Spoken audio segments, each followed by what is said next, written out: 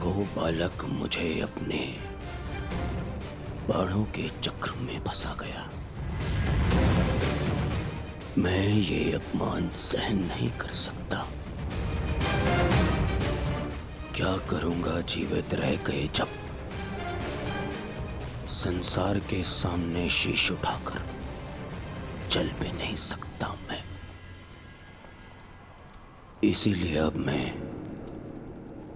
अग्नि स्नान करूंगा।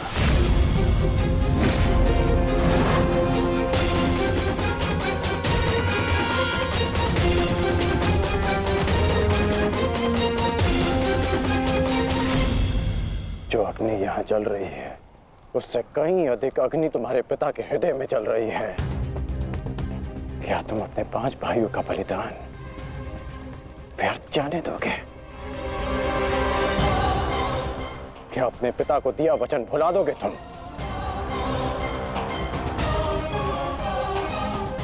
अपने चारों ओर देखो मित्र, क्या ये सब व्यर्थी अपने प्राणों के साथ खेल रहे हैं? जो वीर गति को प्राप्त हुए हैं, क्या उनका बलिदान व्यर्थ जाने दोगे तुम?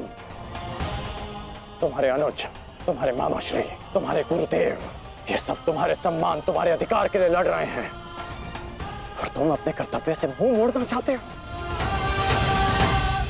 पूछो अपने सैनिकों से कि आज जो युद्ध में हुआ कि क्या वो उससे लज्जित हैं या वो कल युद्ध में उसका प्रतिशोध लेंगे? बोलो सैनिकों! प्रतिशोध लेंगे! प्रतिशोध लेंगे! प्रतिशोध लेंगे!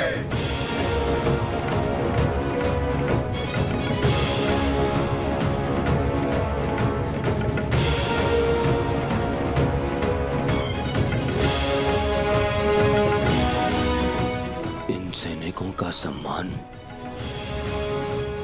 मेरे मन में लगी अग्नि को बुझा नहीं सकता मित्र। मैं तुम्हारे लिए सदैव प्रस्तुत हूं मित्र। आदेश दो मुझे, आदेश दो कि क्या चाहिए तुम्हें। तुम्हारी पीड़ा को शांत करने की औषधि क्या है मित्र? बताओ मुझे। मुझे अपने इस अपमान का प्रतिशोध चाहिए। जिसने मेरा मान हरण किया उसके प्राण हरण करने हैं मुझे। मुझे अभिमन्यु चाहिए।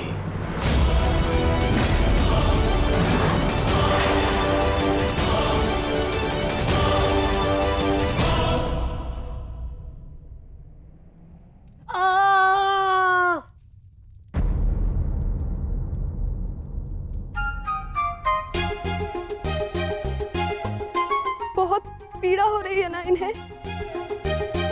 पीड़ा? अभी तक मैंने इसके घाव को छुआ भी नहीं है। अभिमन्यु तुम्हें सताने के लिए उपक्रम कर रहा है उत्तरा।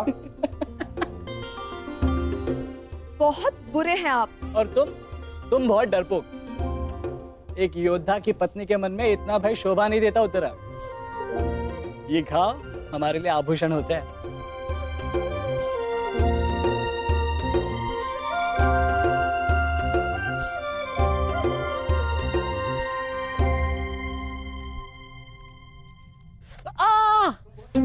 क्यों सताते हो तुम मुझसे? अब क्या करूं माता, वो तो आजकल हर बात पर क्रोधित हो जाती है। और अब आप भी मुझे डांट रही हो। तुम्हें अधिक चोट तो नहीं आई ना पुत्र? नहीं पिताश्री, बल्कि बहुत कुछ सीखने को मिला। सच में अंगराज कर्ण एक महान योद्धा है। उन्हें आपके अतिरिक्त और कोई टक्कर नहीं दे सकता। हाँ पुत्र, परंतु हम दोनों के लक्ष्य और सोच भिन्न है। मुझे तुम पर गर्व है।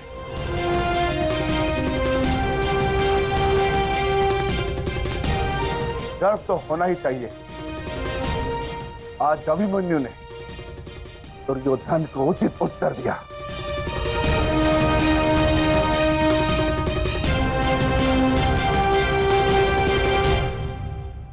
सत्य अभिमन्यु, आज तुमने जो युद्ध भूमि में किया वो अद्भुत था, और मुझे विश्वास है कि कल का दिन इतिहास में तुम्हारा नाम सदैव के लिए अमर कर देगा अभिमन्यु।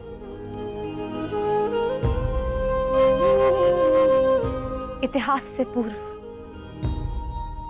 मेरे पुत्र ने अपनी छवि मेरे मन में अमर कर दी है।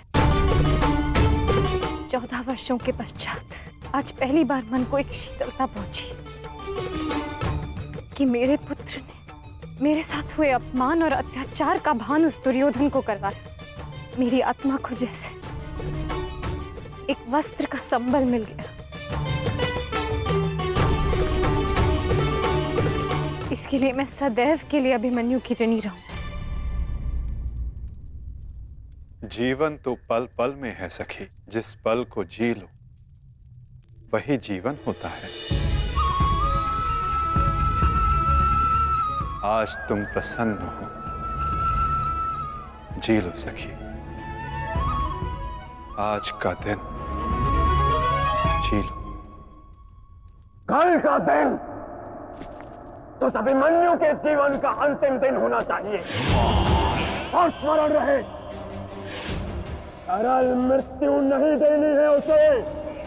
मृत्यु आने की पीड़ा का आभास कराना है, और जब तक वो भूमि पर रेंगता हुआ दया की भीख ना मांगे, मृत्यु नहीं आनी चाहिए उसे।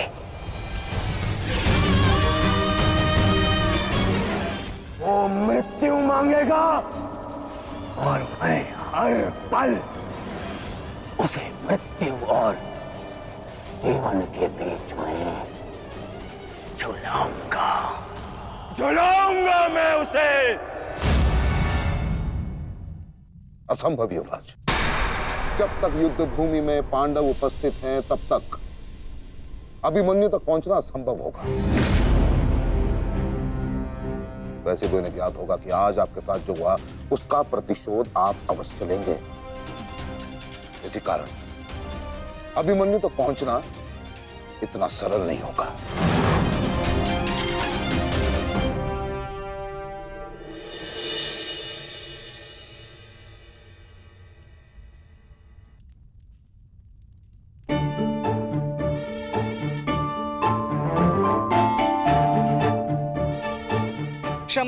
क्षमा कर दो, भूल हो गई बस।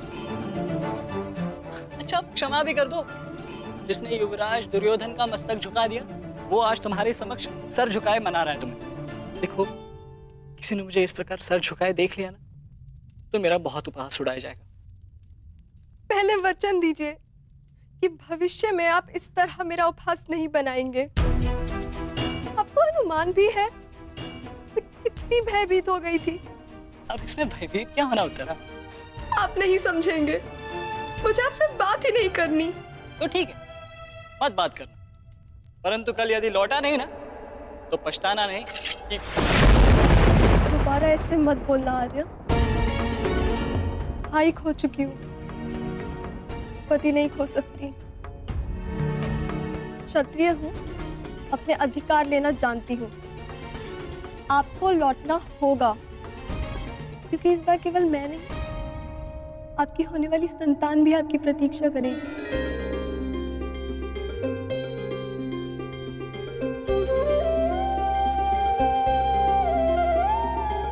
सत्य उत्तरा?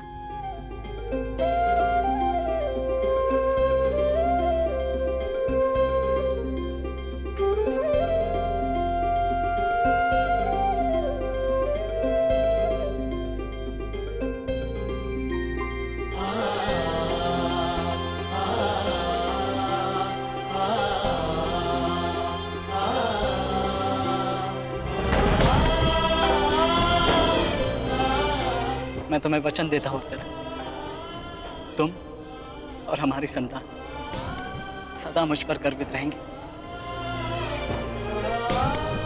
जानती हूँ आपकी संतान बहुत भाग्यशाली है। उसे अपने पिता की शौर्य गाथा सुनने को मिलेगी। गाथाएं विजय के साथ होती है उत्तर, और विजय अभी शेष है।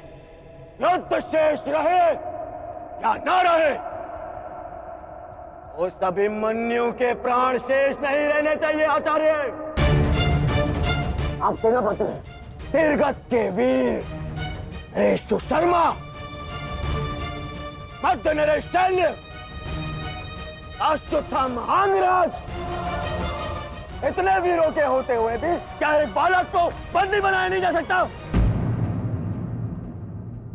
तुम्हारे प्रतिशोध के लिए केवल कुशल योद्धाओं की नहीं, बल्कि एक उत्तम योजना की आवश्यकता है मेरे होने वाले सम्राट। हमारी सफलता एक उत्तम योजना में छिपी है।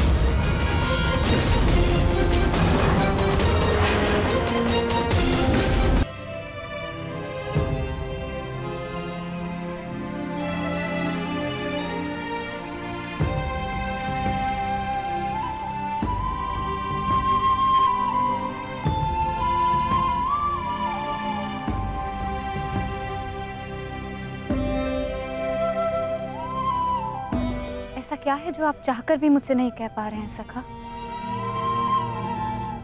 ये रात का अंधकार भी आपके मुख पर आए हुए भाव मुझसे नहीं छुपा सकता। रात्रि के बाद दिन आता है सखी, उसी प्रकार जीवन के पश्चात मृत्यु आती है। सुख के बाद दुख आता है, और यही सृष्टि का नियम है।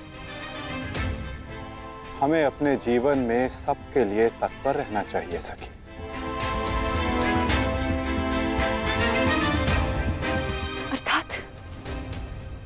अर्थात जो मेरा भय है, क्या वो सच होने वाला है माधव? क्या कल पांडवों के साथ कुछ अनिष्ट होने वाला है?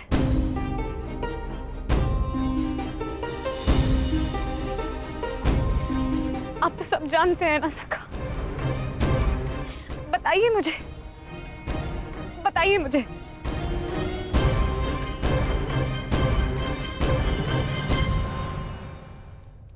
कभी कभी भविष्य का ज्ञान होना भी दुख का कारण बन सकता है सखी।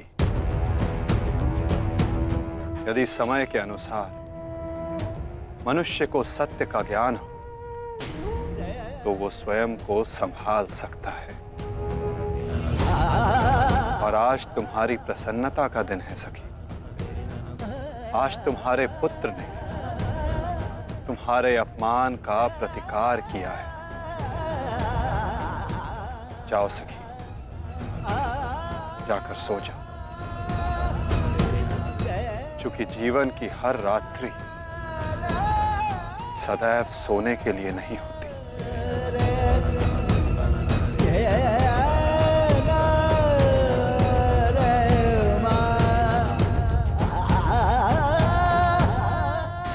तब तक सो नहीं पाऊंगा जब तक मेरा प्रतिशोध पूर्ण ना हो जाए आचार्य। प्रतिशोध की आग में कोई और भी जल रहा है। युवराज दुर्योधन,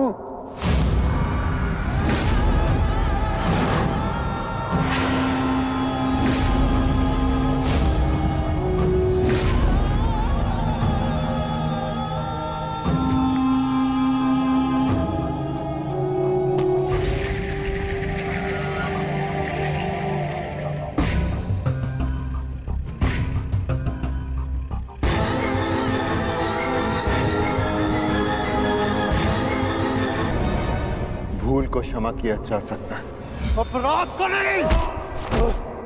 इस सम्मान के पश्चात विचलित बचा तो ऐसा भयंकर प्रतिशोध होगा कि तुम पांचों की आत्मा कांप उठेगी। प्रतिशोध दूंगा। कल तुम्हारे साथ साथ मेरा प्रतिशोध भी पूर्ण होगा और मैं सम्मान सहित तुम्हारी बहन दुशला को अपना मुख दिखा सकूंगा।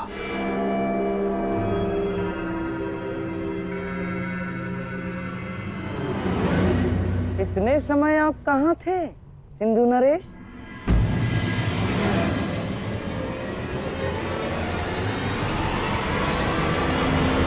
अपने अपमान के प्रतिशोध का प्रबंध कर रहा था।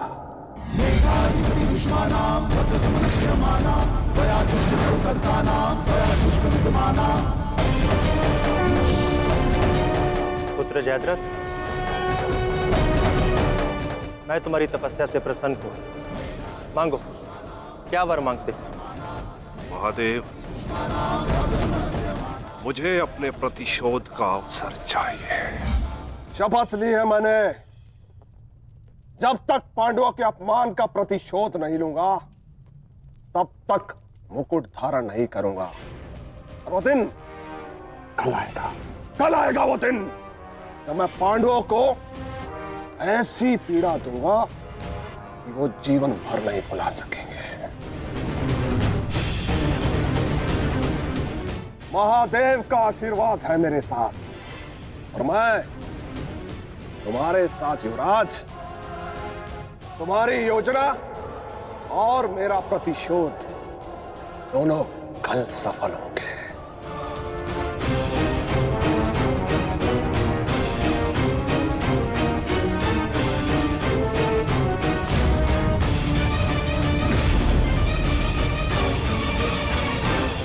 हर हर महादेव, हर हर महादेव।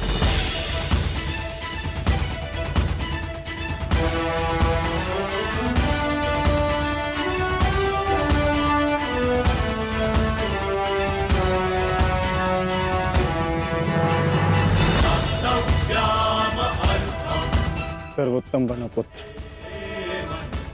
संसार के सभी योद्धाओं में तुम्हें सबसे अधिक कीर्ति प्राप्त हो।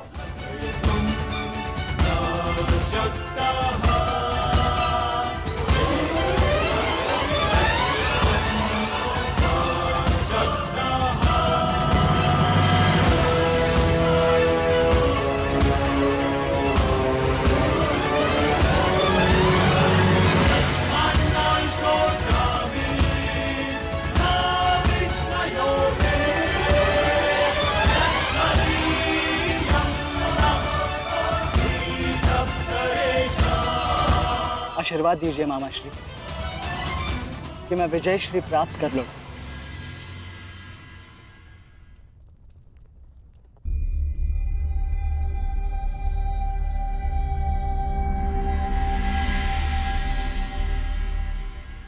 विजय तो कायरों को भी प्राप्त होती है पुत्र,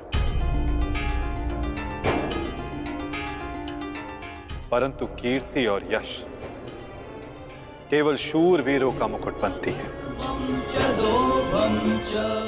मेरा आशीर्वाद तुम्हारे साथ है पुत्र। तुम युद्ध क्षेत्र में वो कीर्ति प्राप्त करो जो तुम्हें अमर बना दे।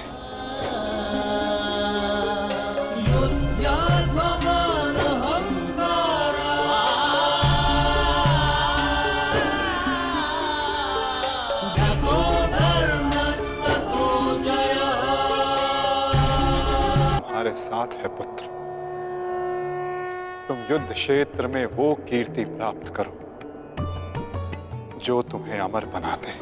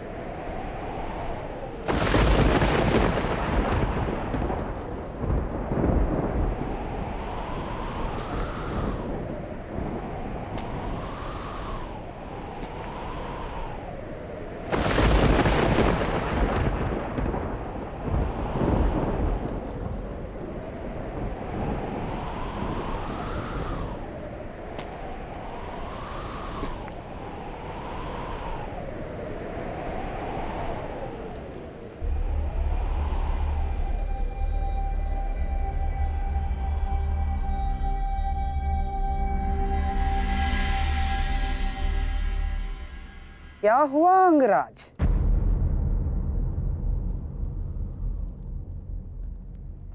सूर्यदेव से आप ये प्रार्थना तो नहीं कर रहे हैं कि वो उदित ही ना हो? अर्जुन को दिया वचन आपको पूर्ण करना होगा अंगराज। सूर्यास्त का बहाना बनाकर कहीं आज भी शत्रु को जीवित छोड़ देने का मन तो नहीं बना लिया आपने?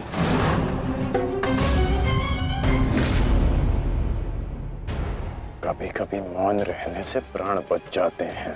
अब एक और शब्द अपने मुख से निकाला तो युद्ध आरंभ होने से पूर्व ही शत्रु से पहले मैं अपने पक्ष के किसी योद्धा का वध कर दूंगा। अंगराज, अंगराज, आप क्रोधित क्यों हो रहे हैं?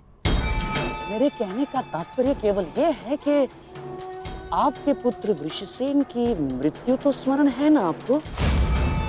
वृषसेन के हत्यारे अर्जुन का पुत्र ही आज आपका लक्ष्य होना चाहिए। बस मैं यही कहना चाह रहा था। कर्ण को स्मरण है मामा श्री।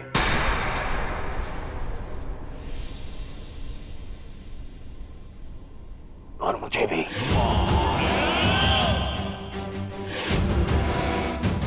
आज हम वृषसेन की मृत्यु और तेरे अपमान का प्रतिकार दोनों लेंगे। मैं केवल इतना जानना चाहता हूं कि इस प्रतिकार से पूर्व उस कौटे अर्जुन को मार्ग से हटाने का क्या प्रबंध करना चाहिए? उसका प्रबंध मैं कर चुका हूं मेरे होने वाले सम्राट।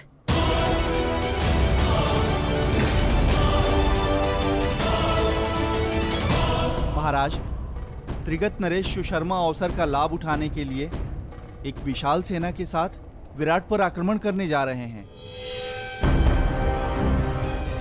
विराट नगर को सहायता की आवश्यकता है। शीघ्र कुछ कीजिए। मुझे शीघ्र ही विराट प्रस्थान करना होगा। किंतु महाराज, इतने कम समय में आपका विराट पहुंचना असंभव है। केवल वासुदेव में ही वो क्षमता है जो वायु गति से रथ चलाकर अर्जुन के साथ वहां पहुंचे। हमें आपकी सेना की आवश्यकता है और अर्जुन अकेला ही उन सब के लिए पर्याप्त है। किंतु अर्जुन की अधिक आवश्यकता यहाँ रणभूमि में। परंतु महाराज, आप वहां बहुत से परिवार, स्त्री और बालक संकट में। एक समय था जब विराट राज ने हमें अज्ञातवास में शरण दी थी। आज वो समय आ गया है कि हम उसका ऋण चुका सकें।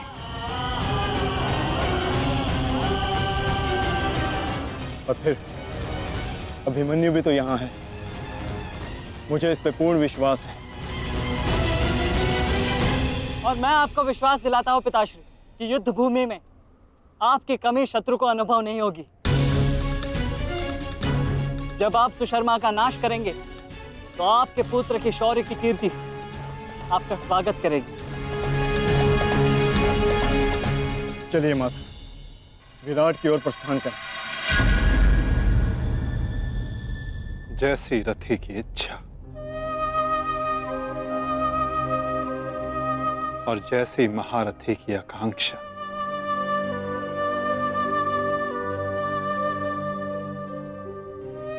आओ पार्थ।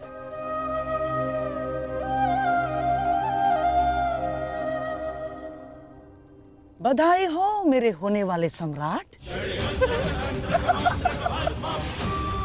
अर्जुन रणभूमि छोड़कर विराट के लिए प्रस्थान कर चुका है।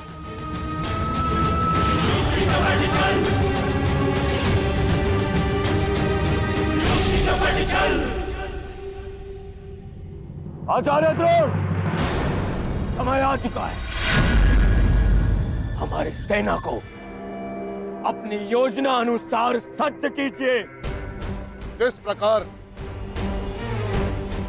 चक्की का पत्थर एक ही चक्कर में अन्न के दानों को पीस देता है, उसी प्रकार हमारी यह सेना शत्रु सेना को एक ही चक्कर में पीस देगी युवराज। और अपनी सेना के नाश को रोकने के लिए आएगा वो ओ महावीर, अभिमन्यु, प्रभाव, हम उसके प्राण फाड़ लेंगे जिसने मुझे अपने बाणों के चक्र में फंसाया था। आज वो फंसकर मरेगा हमारे चक्रव्यूह में। युद्ध का 13वां दिन।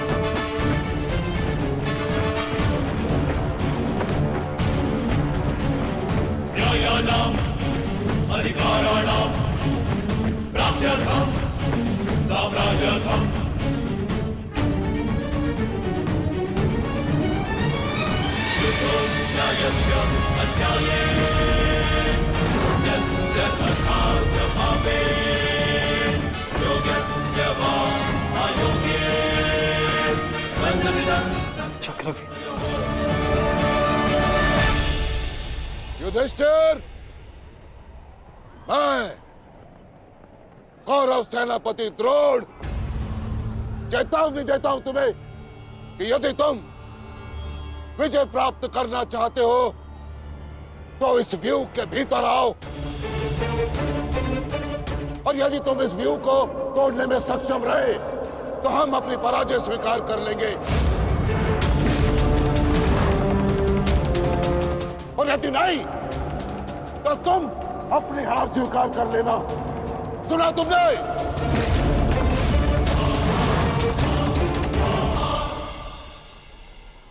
आचार्य द्रोण, हम अवश्य ही इस चक्रव्यूह को ध्वंस कर देंगे।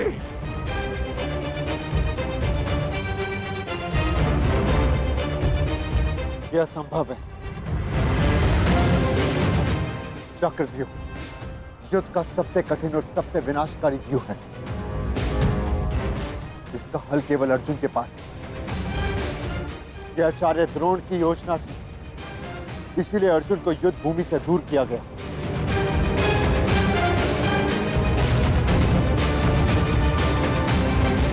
कोई तो मार्ग होगा। मार्ग है।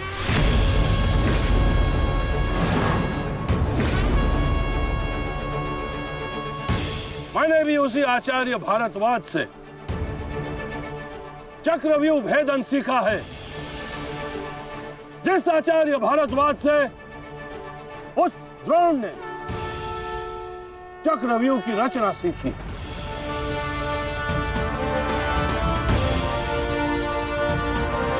इस चक्रव्यूह का भेदन मैं करूंगा।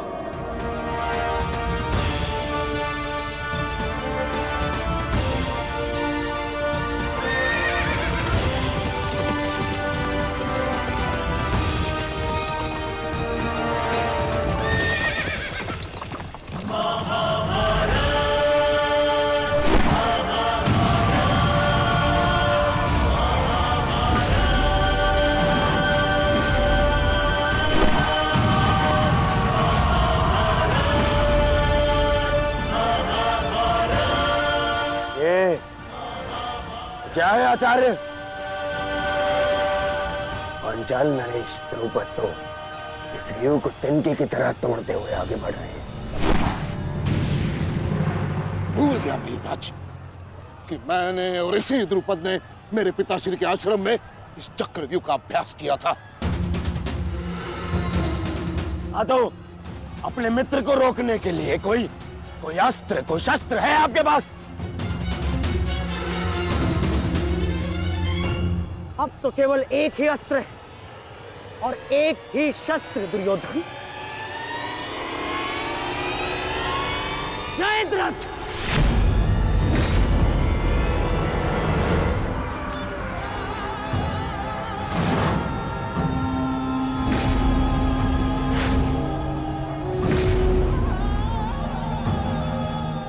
महाराज,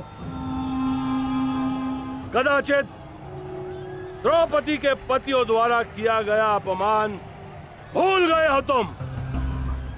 इसीलिए द्रौपदी के पिता के समक्ष उपस्थित हुए हो। आज द्रौपदी के पति हो या उसके पुत्र, कोई मुझे नहीं रोक सकता।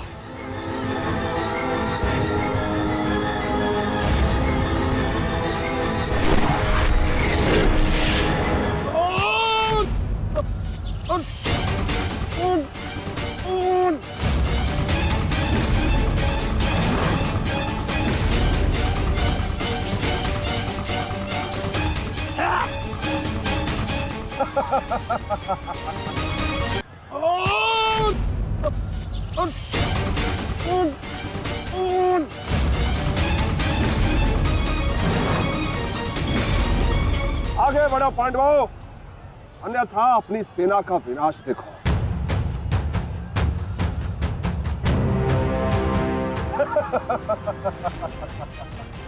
शेष पिताश्री, मुझे आज्ञा दीजिए। मुझे चक्रव्यूह के भीतर प्रवेश करने का मार्ग ज्ञात। मैंने पिताश्री से सुना था कि ये मैं कर सकता हूं। नहीं अभिमन्यु, मैं तुम्हें इसकी अनुमति नहीं दे सकता। धर्मराज ठीक कह रहे हैं। आचार्य ने कुछ सोच समझकर ही इस व्यूह की रचना की है। अब इसे शक्ति का सम्मिलित प्रहार ही तोड़ सकता है। मैं और भीम मिलकर प्रहार करेंगे।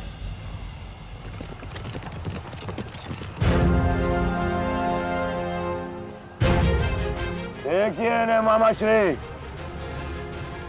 धृष्टद्युम्न और भीम स्वयं आक्रमण कर रहे हैं।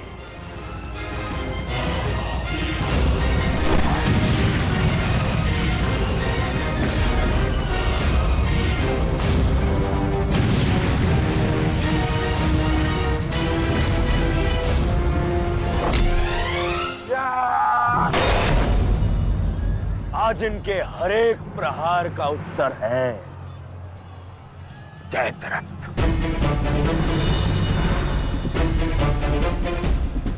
चक्रव्यूह में प्रवेश करने से पूर्व मुझसे नहीं मिलोगे मित्र? स्मरण है ना 5 चोटियां? आज उसी के प्रतिकार का दिन है। प्रभु, मैं चाहता हूं कि युद्ध भूमि में किसी एक दिन सभी पांडवों पर विजय पा सकूं। सब पांडवों पर विजयी होने का आशीष नहीं दे सकता जयद्रथ, क्योंकि अर्जुन को मैंने पशुपतास्त्र दिया। मेरा ही वरदान मेरी ही शक्ति को छीन नहीं कर सकता। इसलिए केवल अर्जुन को छोड़ जिस दिन तुम चाहोगे, शेष संसार के समस्त योद्धाओं के समक्ष तुम अपराजय रहो। आगे बढ़ो भीम, आज मेरी गदा का स्वाद भी चक्कर देखो।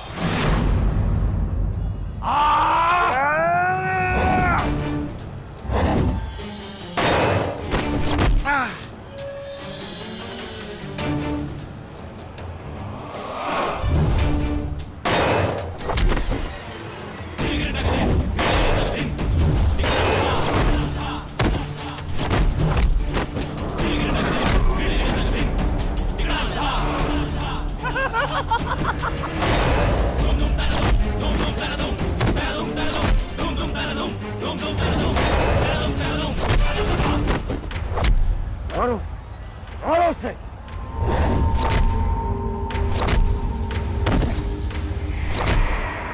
ताजश्री, आप ऐसा कैसे होने दे सकते हैं? ताजश्री भीम और मामा धृष्टद्युम्न में शक्ति है, परंतु चक्रव्यूह को शक्ति से नहीं, युक्ति से तोड़ा जा सकता है। मुझे आज्ञा दीजिए। नहीं पुत्र, भविष्य के लिए वर्तमान को दांव पर लगाया जा सकता है, परंतु वर्तमान के लिए भविष्य को खोया नहीं जा सकता।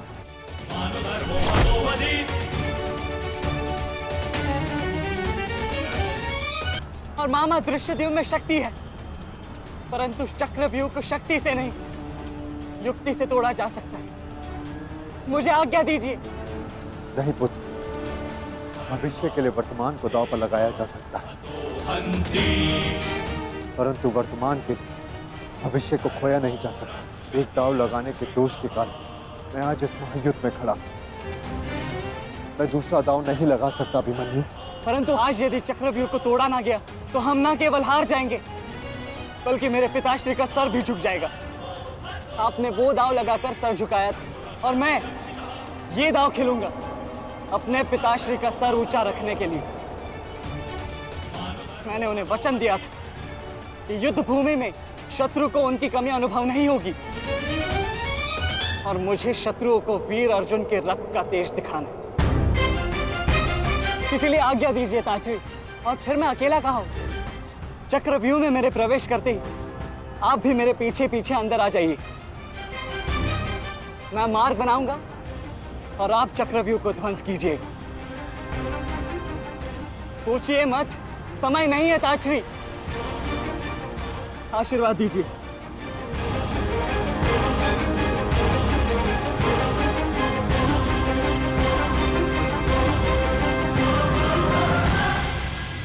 ठीक है पुत्र, किंतु सतर्क रहना। हम तुम्हारे पीछे ही रहेंगे। आगे बढ़ो।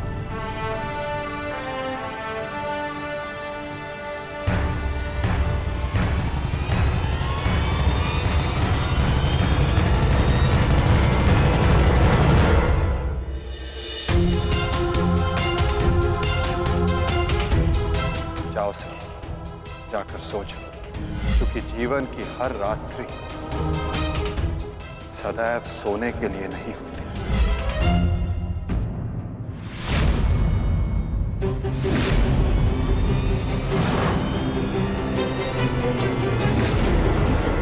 मेरी सुरक्षा के लिए माता यज्ञसेनी का आशीर्वाद है मेरे साथ, और जब तक ये मेरे साथ है मुझे कुछ नहीं हो सकता।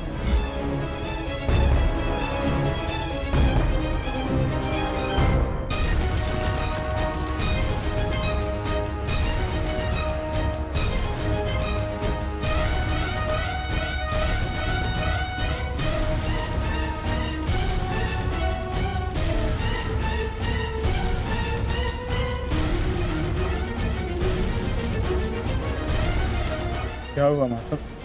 आप रुक क्यों गए? चूंकि समय नहीं रुकता पार्थ, परंतु मानव को 2 पल रुकने का अधिकार है।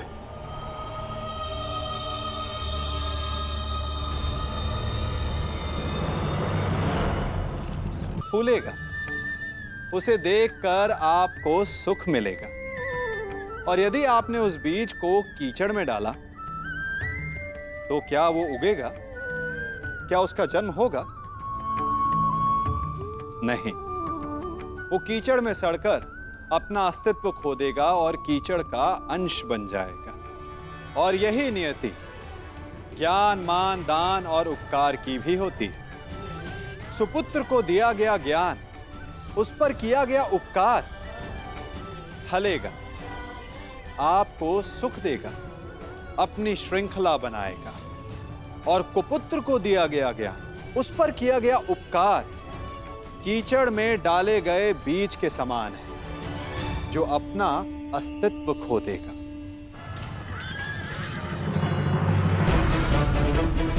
सारथी, आगे बढ़ो।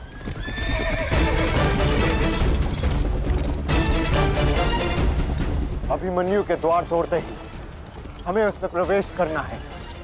अभिमन्यु को दृष्टि में रखना, उसकी रक्षा करना हमारा कर्तव्य है।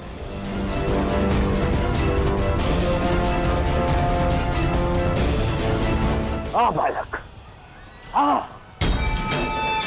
महारथियों, ऐसी मृत्यु देंगे इसे कि इसकी चित्कार उन पांडवों के हृदय को चीर देगी। और स्मरण रहे, सरल मृत्यु नहीं देनी है इस अभिमन्यु को।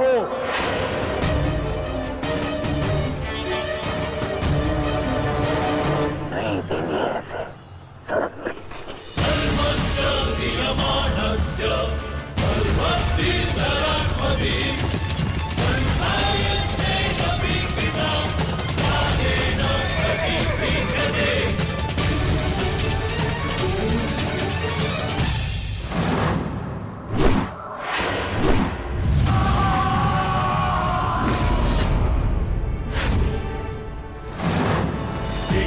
साक्षी, मुझे मार्ग मिल गया है। इससे पहले कि द्वार बंद हो जाए, आप शीघ्र ही मेरे पीछे आइए। सारथी, शीघ्रता करो। शीघ्रता करो सारथी, शीघ्रता।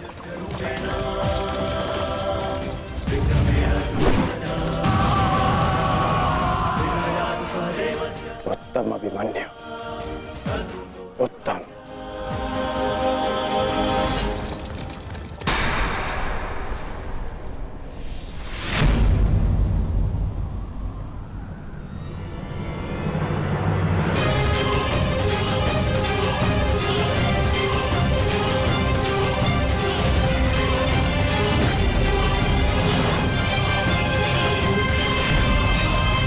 एक बार तुम्हें क्षमा कर दिया था, किंतु अब नहीं।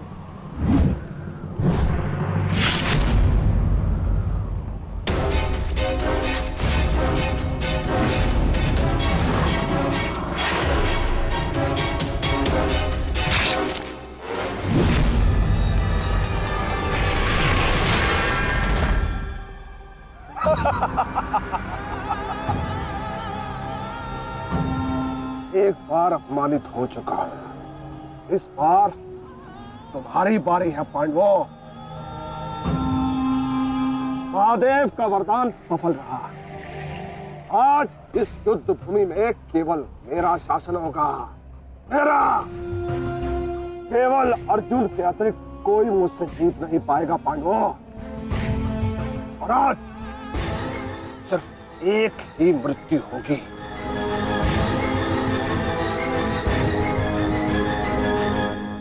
अभिमन्यु की।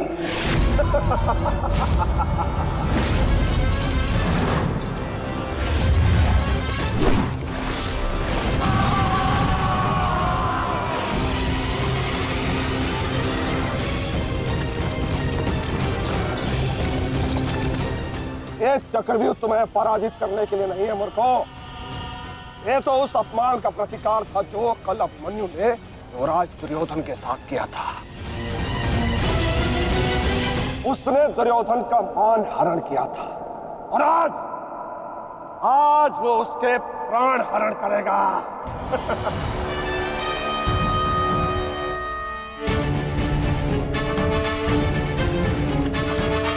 अभिमन्यु, लौट आओ, ये षड्यंत्र है। न्यायानाम अधिकाराणाम राज्यार्थम साम्राज्यार्थम न्यायानाम अधिकाराणाम राज्यार्थम साम्राज्यार्थम। व्यू के भीतर प्रवेश करना जितना चुनौतीपूर्ण है, उतना ही चुनौतीपूर्ण उससे बाहर निकलना भी है। और यदि बाहर निकलने का मार्ग मनुष्य को नहीं पता, तो उस मनुष्य का अंत निश्चित है।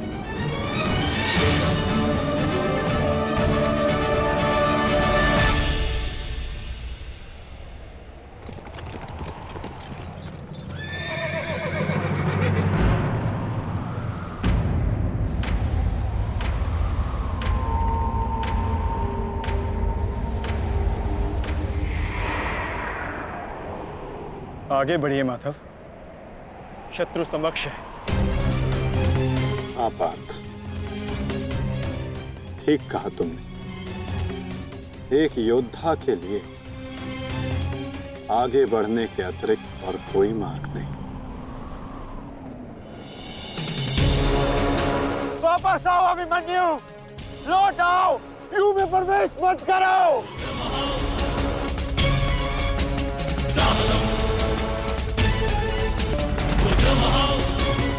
मेरे लिए अब लौटना संभव नहीं था श्री। यदि हमने इस चक्रव्यूह को नहीं तोड़ा तो हम ये युद्ध हार जाएंगे, और मेरे रहते ये संभव नहीं।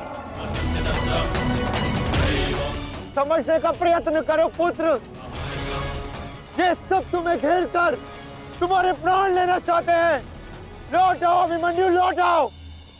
एक योद्धा मृत्यु के भय से पीछे नहीं हटता ताजश्री। वो आगे बढ़कर मृत्यु का वरण करता है। और आज मृत्यु को भी अर्जुन पुत्र के बाणों का तेज सहना होगा।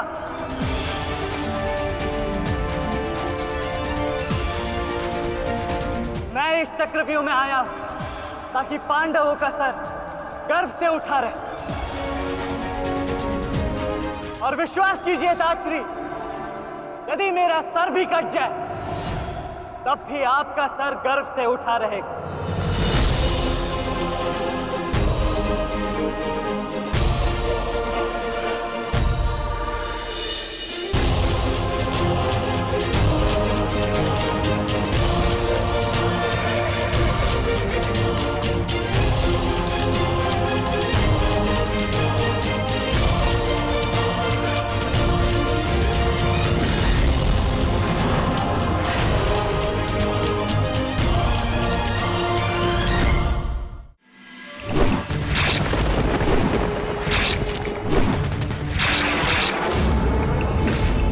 महारथी अर्जुन का पुत्र हूँ, वासुदेव कृष्ण का भांजा। इतनी सरलता से नहीं मरने वाला। ये द्वंद्व अभी शेष है।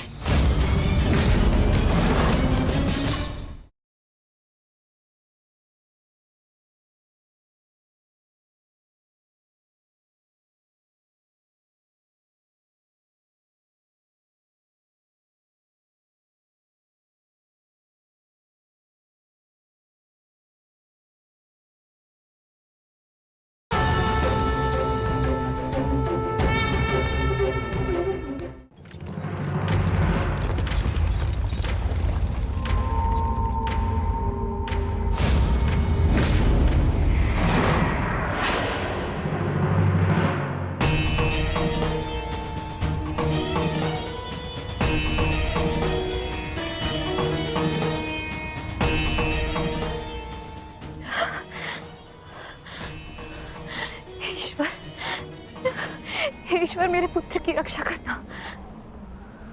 आओ आओ अर्जुन पुत्र आओ। तुम्हारा अपने इस मृत्यु व्यू में स्वागत है।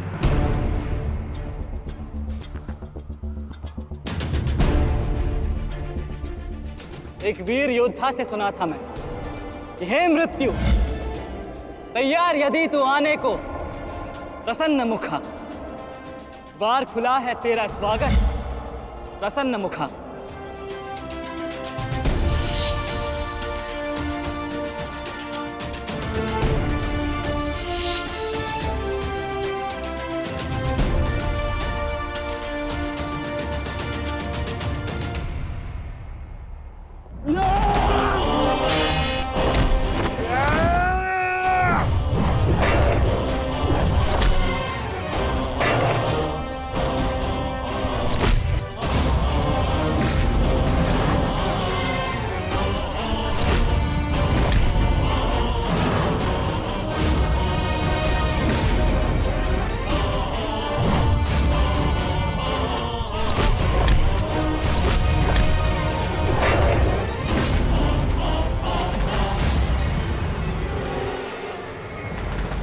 चाहूं तो तुम्हारा और बाकी तीनों पांडवों का इसी क्षण अंत कर सकता हूं मैं, किंतु उसके साथ उस पीड़ा का भी तो अंत हो जाएगा जो अभिमन्यु को पल पल मरते देख तुम्हें होगी। फिर उस पीड़ा का अनुभव कैसे होगा तुम्हें जो जयद्रथ ने इतने वर्षों तक सही है। अभी तो वो दृश्य देखना शेष है जिसे देखकर तुम स्वयं मुझसे अपनी मृत्यु की भीख मांगोगे। तुम्हारे सामने तुम्हारे कलेजे के टुकड़े टुकड़े होंगे और तुम कुछ नहीं कर पाओगे, कुछ नहीं। क्या हुआ? इतने महारथी को देख के भयभीत हो गए? क्यों? नहीं काका श्री, अपितु ये तो सम्मान की बात है कि एक साथ इतने सारे योद्धा मुझसे द्वंद्व करने की प्रतीक्षा कर रहे हैं। अच्छा, सच में महान धनुर्धर अर्जुन के पुत्र और महानतम योद्धा वासुदेव कृष्ण के भांजे का स्वागत ऐसा ही होना चाहिए। प्रणाम स्वीकार करे आदरणीयों।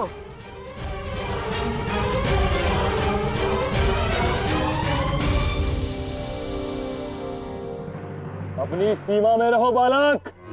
जितना कम अपमान करोगे उतनी ही कम पीड़ादायक मृत्यु मिलेगी तुम्हें। जितना जीवित रहूंगा उतनी हानि करूंगा, क्योंकि मेरी श्वास ही मेरा अस्त्र है और जब तक मेरी श्वास चलेगी तब तक यमदेव तांडव करेंगे।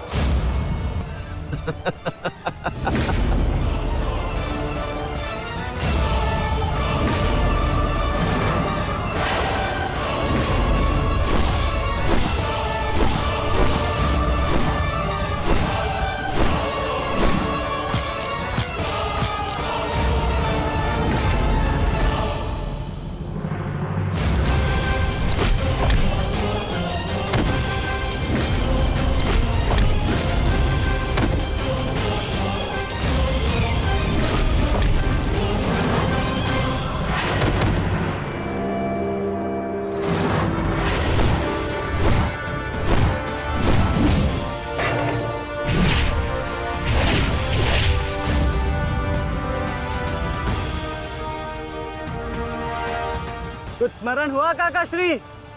कहा था ना मैंने कि जब जब आपसे द्वंद्व करूंगा तब तब आपके वस्त्र हरण करूंगा और तब तब आपके मुख पर इस लज्जा को देख अपने मन में जल रही प्रतिशोध की ज्वाला को शीतलता प्रदान करूंगा। और हो गया मेरा अपमान, अब और नहीं। महारथियों, आक्रमण करो इस बालक पर।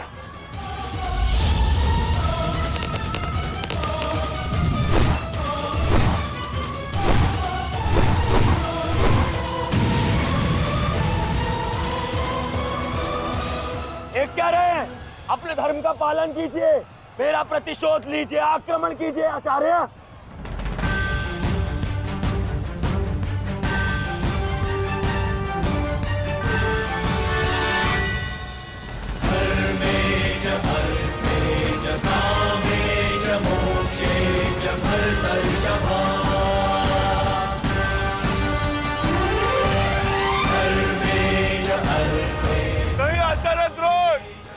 ऐसा अनर्थ मत कीजिए। ऐसे अधर्म में आप कैसे सम्मिलित हो सकते हो? आचार्य, वो बालक है। रुक जाइए आचार्य, रुक जाइए।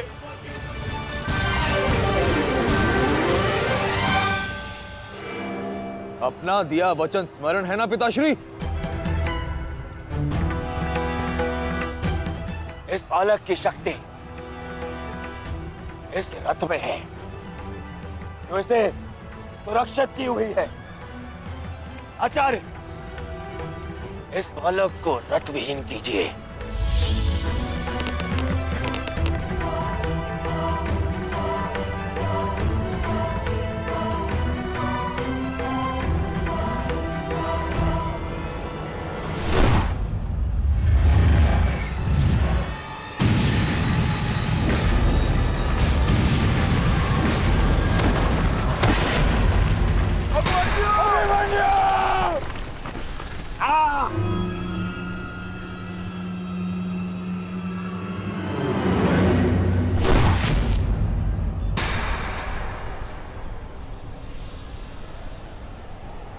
माधव, मुझे कई बार चोट लगी, परंतु इस चोट की पीड़ा का भान मेरे मन को विचलित कर रहा है। कहीं ये कोई संकेत तो नहीं?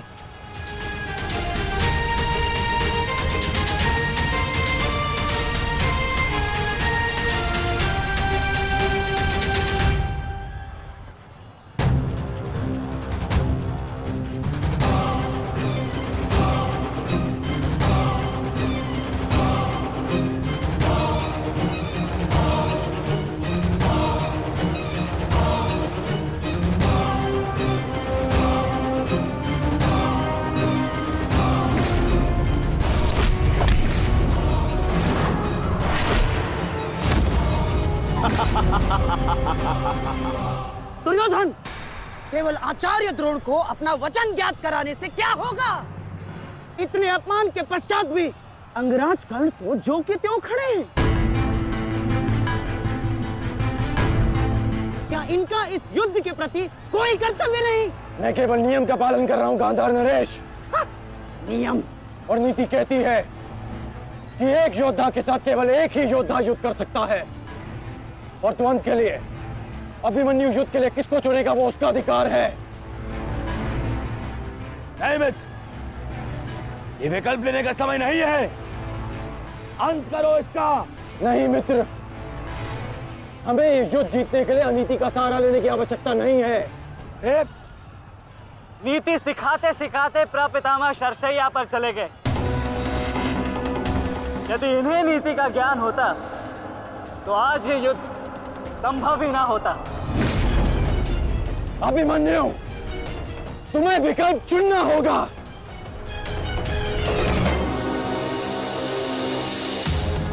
तो फिर मैं आप सबको वन के लिए चुनता हूं।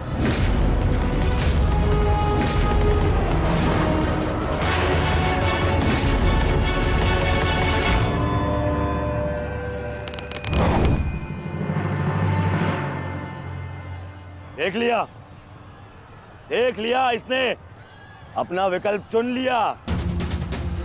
अब इस पर दया दिखाने की कोई आवश्यकता नहीं है। अब आक्रमण करने की आवश्यकता है। आक्रमण करो और अपना वचन स्मरण रखो कर्ण। देख रहे हो पांडवों, अभी तो ये रथ विहीन हुआ है, फिर निशस्त्र होगा और फिर प्राणहीन।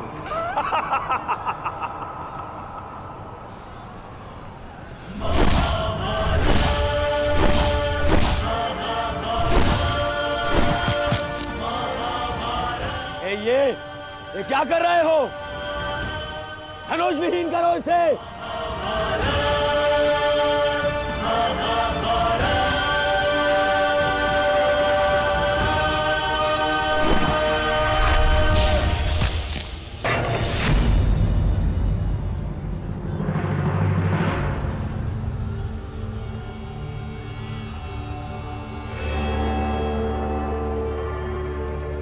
ठहरो में स्मरण रहे, इससे इतनी सरल मृत्यु नहीं देनी है। सूर्यास्त होने तक इसकी श्वास इससे अलग नहीं होनी चाहिए। अबे इसमें बहुत पीड़ा सहनी शेष है। मित्र, ये एक योद्धा है, इसे योद्धा की मृत्यु दो। अरे योद्धा नहीं है ये, उन भगोड़े पांडवों का मेला रक्त है। इसे बहना होगा। मित्र जागो, जागो मित्र, प्रहार करो।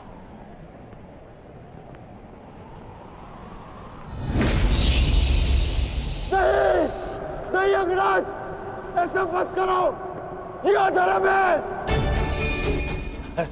अधर्म? अंगराज!